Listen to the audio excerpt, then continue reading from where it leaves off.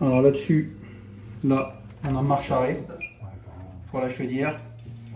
Ici, ça signifie que les flammes à ce niveau-là sont bien allumées, le brûleur est enclenché. Ça, l'utilisateur n'y touche pas. Ça, l'utilisateur n'y touche pas. Ça, c'est le reset.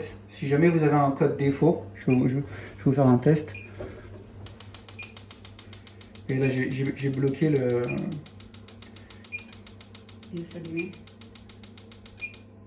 J'ai bloqué le chauffage. Vous voyez, là, on a un code défaut. Typiquement, si vous avez une panne de gaz, vous pouvez avoir ce code défaut qui s'affiche.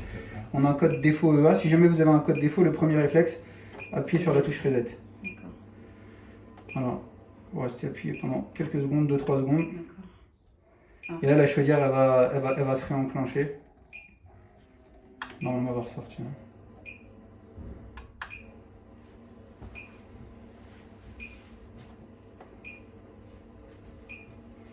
On va laisser appuyer 5 ou 6 secondes dessus.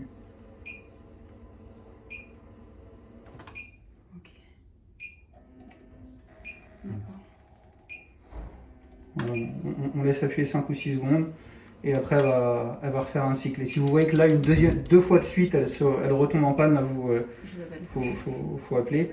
Là, on a la touche écho en fait. Alors si vous voulez, vous avez une petite accumulation qui est ici, qui fait 33 centilitres.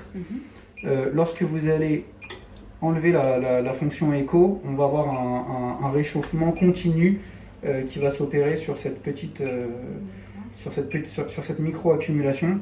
Et le fait de la laisser en écho, vous allez chanter cette fonction. Bon, en gros, ce que ça va vous apporter, si vous laissez la fonction, vous aurez de l'eau chaude plus rapidement au robinet. D'accord. Là, on a le contrôle de la température de l'eau sanitaire. C'est-à-dire que là, vous voyez, si vous voulez l'eau, en règle générale, on la met à 50 degrés. Là, on aura de l'eau à 50 degrés. Si vous la voulez un peu plus chaude, vous augmentez ici. Normalement, la moyenne, c'est 50. Et là, on va gérer la température de l'eau dans les radiateurs. Là, typiquement, on va laisser entre 2 et 3. Et s'il fait vraiment très froid en hiver et que vous voyez que ça a du mal à chauffer dans la maison, n'hésitez pas à mettre un petit coup de boost. Après, c'est tout.